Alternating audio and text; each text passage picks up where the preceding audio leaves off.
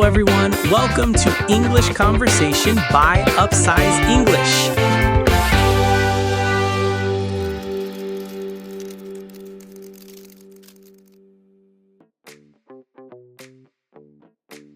Hello, English learners, and welcome back to Upsize English, the podcast that helps you speak natural, everyday English with confidence. I'm Steve. And I'm Sophia. We're really happy to have you here with us. Before we get started, just a quick note for our listeners. If you enjoy learning English with us, you can also find Upsize English on Spotify and YouTube. Yes, on Spotify, you can listen to full episodes like this one.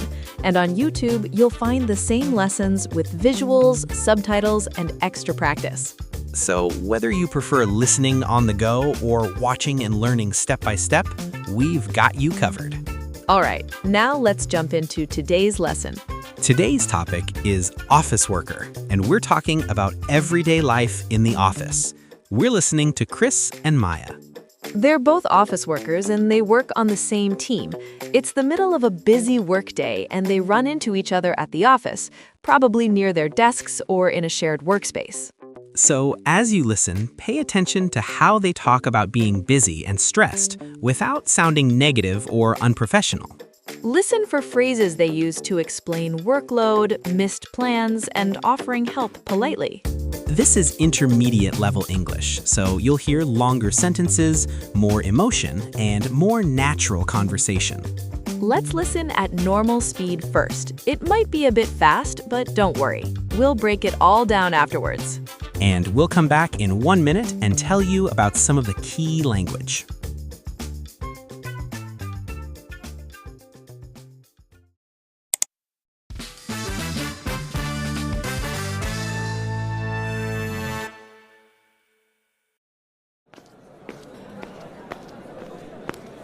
Hey, you look busy. How's your day going so far? Honestly, it's been a long morning already. I've been answering emails nonstop since I got in. Yeah, I know that feeling. I was planning to focus on my own tasks, but I keep getting pulled into meetings. Same here. I feel like I haven't had a moment to actually sit down and concentrate. Do you have a deadline today? Unfortunately, yes. I need to finish this report by the end of the day, and I'm already behind schedule. That's rough. Are you staying late to catch up? I might have to. I was hoping to leave on time, but realistically, that's probably not happening. Well, if it helps, I can take care of a few smaller tasks for you this afternoon. That would be amazing. I really appreciate it. Today has been one of those days. I get it. Let's revive today first, then worry about tomorrow.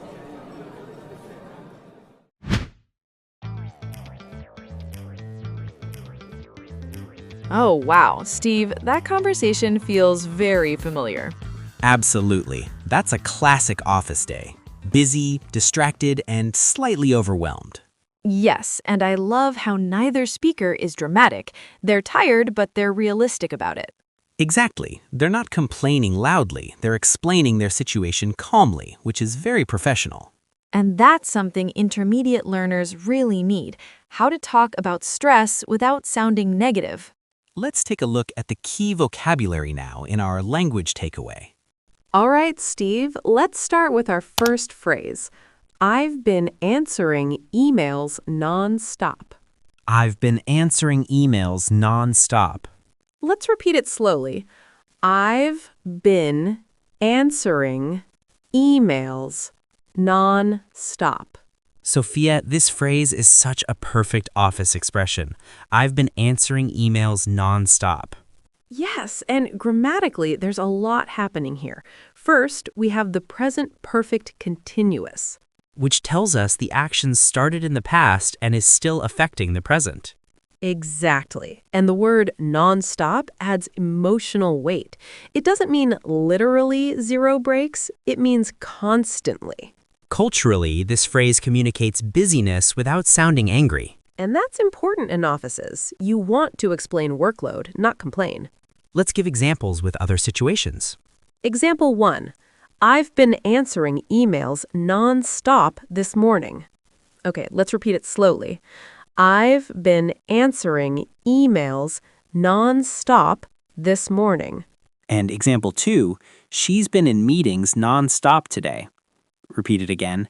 She's been in meetings non-stop today.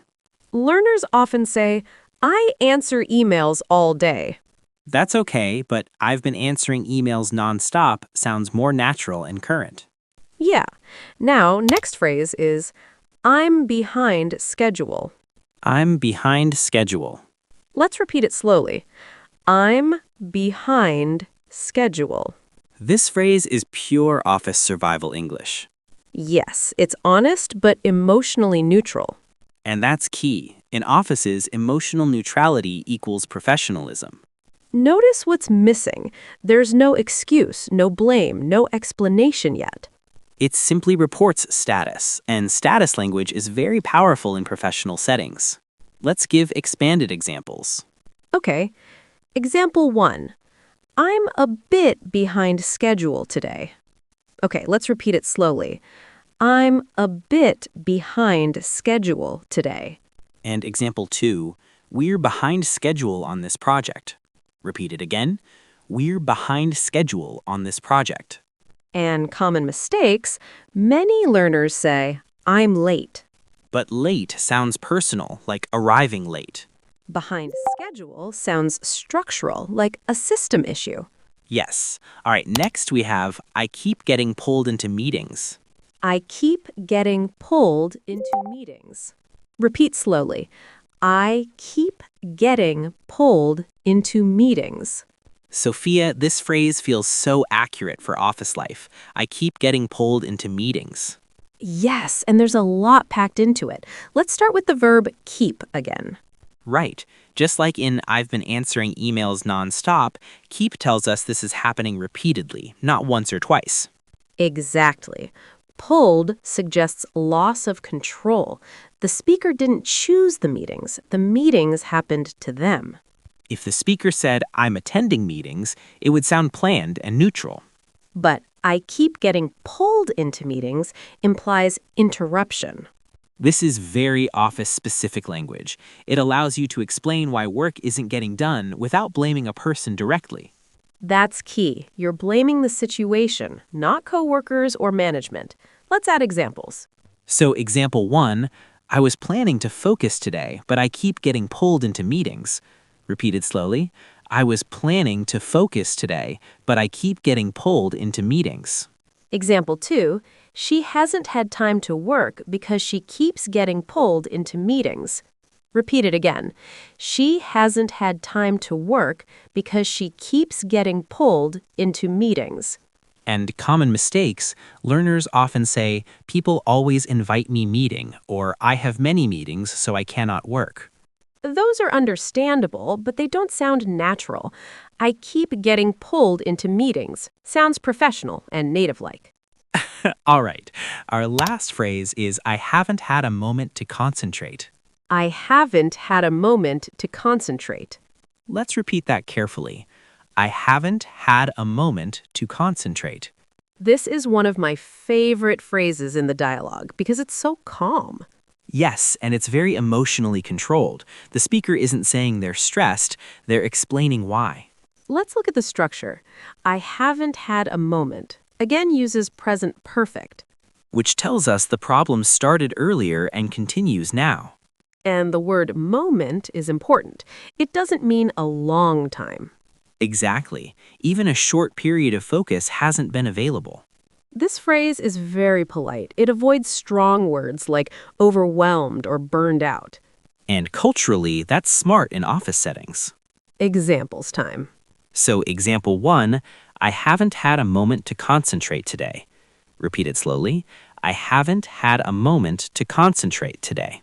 Example 2, he hasn't had a moment to concentrate all morning. Repeat it again. He hasn't had a moment to concentrate all morning. Remember, instead of saying, I can't focus at all, or everyone keeps interrupting me, You should say, I haven't had a moment to concentrate. That sounds factual, not emotional. all right, so now let's go back to the dialogue. Let's listen to it again, and this time it'll be a little bit slower so you can understand some of these phrases we just talked about.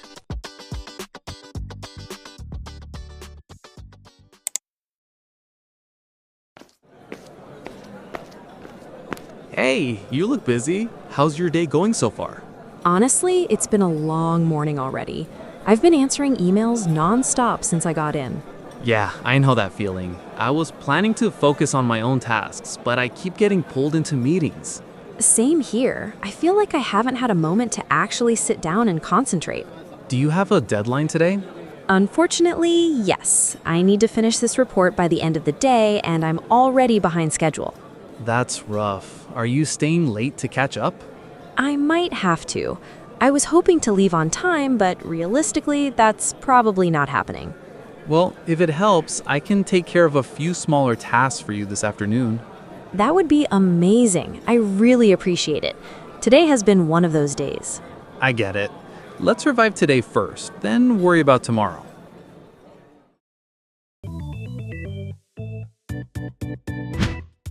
Okay, so there were some really useful phrases that we saw in this dialogue. Yes, so let's look at these phrases in Fluency Builder. Our first fluency phrase is, how's your day going so far? How's your day going so far? Let's repeat it together. How's your day going so far? This is one of the safest questions in office English.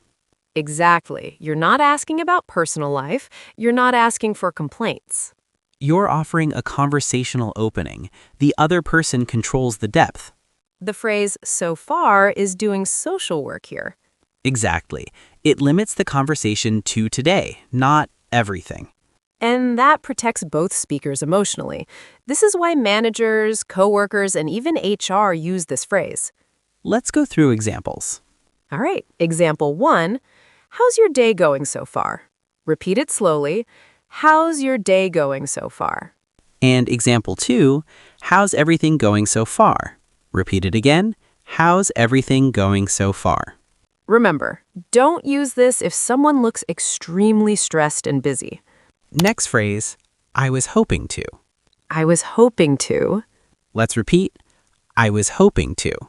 This phrase is emotional but controlled. Yes, it expresses disappointment without accusation. And notice the past form was hoping. That softens the emotion. Present tense would sound stronger. Exactly. It creates distance between the feeling and the listener. For example 1, I was hoping to leave on time. Repeat it slowly.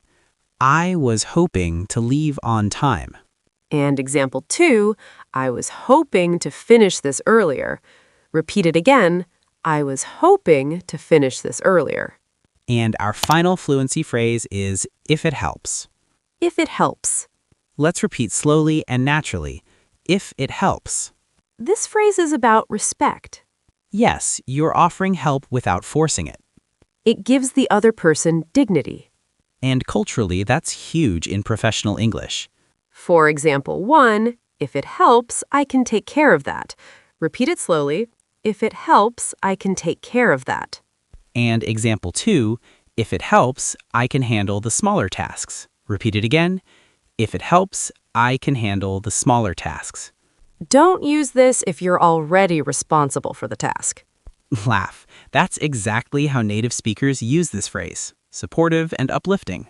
Okay, so we've seen some really great words and some really good phrases. And now let's listen to our dialogue for the last time, and then we'll come back and talk some more.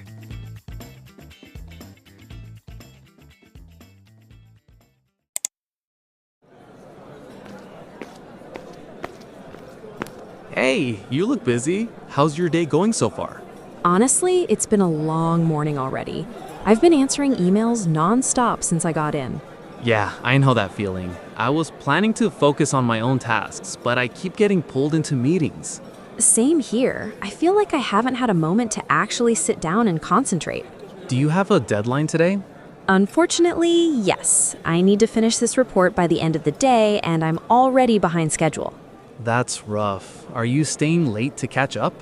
I might have to. I was hoping to leave on time, but realistically, that's probably not happening. Well, if it helps, I can take care of a few smaller tasks for you this afternoon.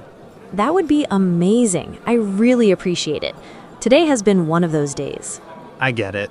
Let's revive today first, then worry about tomorrow. All right, what I really like about this dialogue is how realistic the stress feels, but it never becomes negative. Yes, everyone sounds professional, supportive, and calm. And that's key office English, explaining pressure without emotional overload. If learners can talk about work like this, they'll sound confident and mature. So if you're listening, think about this. It's not just about the vocabulary. It's about how you connect ideas, emotions, and timing. Exactly. That's what makes the dialogue sound like two real people talking, not like a script being read. So, well, Sophia, and this is an intermediate lesson, right? Exactly. But we also have an upper intermediate and advanced lessons for you more fluent English speakers.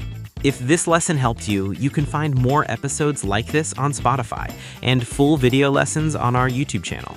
And if you're watching on YouTube, don't forget to subscribe.